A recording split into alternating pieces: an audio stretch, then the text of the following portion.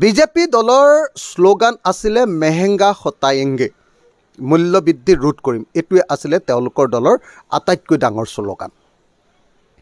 সেই শ্লোগান এতিয়া তেওঁলোকে পাহৰি থাকিলে। তেওঁলোকে GST আনি ভাৰতবৰ্ষৰ সকলো বস্তুৰ দাম বঢ়াই দিলে, সকলো বস্তু দেই।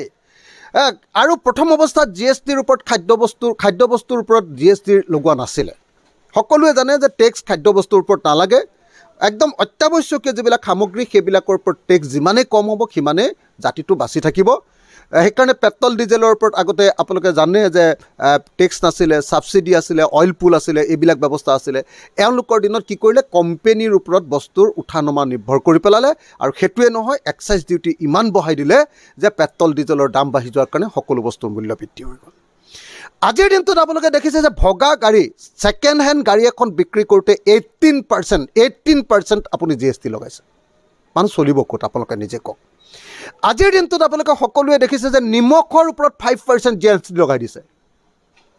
নিমখ তেলে ভাতকেইটা খালোঁ, একো নাই দেই, নিমখ তেলে খালোঁ আৰু এনেকৈ বুলি কোৱা এই নিমখৰ ওপৰত GST কৰ লগাই দিছে।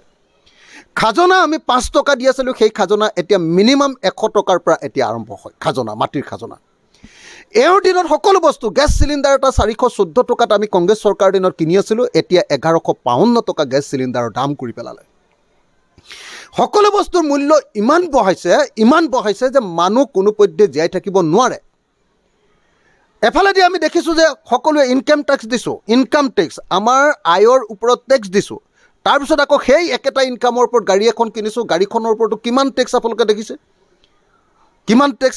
সকলোবিলাক টেক্স দিয়াৰ পিছত আকৌ আমি হেৰি দিব লাগে, কি কয় আপোনাৰ টোল টেক্স দিব লাগে। সকলোবিলাক টেক্স দিয়াৰ পাছত টোল টেক্স দিব লাগে। তাৰ ওপৰত আকৌ কি কৰিছে যে 4 লেনত যেতিয়া গাড়ীখন আহে 70 স্পীডতকৈ বেছি আহিলে আকৌ আপোনাৰ ওপৰত আকৌ 2000 টকা, 4000 টকাৰ ফাইন। 2000 টকা এখন, মানে এজন মানুহে, দুখীয়া মানুহে বেটেৰী ৰিক্সা, ইলেক্ট্ৰনিক ৰিক্সা এখন চলাই খাব নোৱাৰে। 15,000 টকা ফাইন, 12,000 টকা ফাইন। এখন ট্ৰেক্টৰ চলাই খাব নোৱাৰে। আপোনাৰ যেতিয়া হেৰিয়াৰ পৰা উঠিব লগে লগে গৈ MVI গৈ জাপ মাৰি পৰেগৈ। ট্ৰেক্টৰ এখন, খেতিয়কক মানে পথাৰৰ পৰা ট্ৰেক্টৰখন উঠি আহিলে তাৰ ওপৰত টেক্স। সাধাৰণ মানুহবিলাকে সৰু এখন বলেৰো পিকআপ ভান চলাই যেনে তেনে খাই আছে, তাৰ ওপৰত অত্যাচাৰ। কোনো মানুহ, ডেকা ল'ৰা এটাই মটৰচাইকেল এখন চলাইছে, তাৰ ওপৰত অত্যাচাৰ। এই চৰকাৰখনৰ কৰৰ বোজাই অসমৰ মানুহক একদম কোঙা কৰি দিছে। কঁকাল বেকা কৰি দিয়া বুলি কয় যে, কঁকাল বেকা কৰি দিছে। গতিকে এই চৰকাৰখনক আমি আৰু সহ্য কৰিব নোৱাৰোঁ। এওঁলোকে কেৱল আমাৰ ওপৰত কৰ লগাই আমাক লুণ্ঠন কৰাৰ বাহিৰে একো কৰিবলৈ বিচৰা নাই। তাৰোপৰি আকৌ অসমৰ প্ৰত্যেক ঘৰ মানুহৰ পৰা লুণ্ঠন কৰিবৰ কাৰণে, চবৰে গাড়ী নাই কিন্তু চবৰে ঘৰত ইলেক্ট্ৰিচিটি আছে, গতিকে ইলেক্ট্ৰিচিটিৰ পৰা লুণ্ঠন কৰিবৰ কাৰণে স্মাৰ্ট মিটাৰ ঘৰে ঘৰে লগাই দিছে। এনেকুৱা ধৰণৰ অত্যাচাৰ কেনেকৈ সহ্য কৰিব? বহুত বেছি হৈ গৈছে এই অত্যাচাৰ। গতিকে আমি আৰু সহ্য কৰিব নোৱাৰোঁ। আমি সকলো মানুহে প্ৰতিবাদ সাব্যস্ত কৰিবৰ কাৰণে ওলাই আহিব লাগিব। আমি সকলো মানুহে মাত পাতিব লাগিব।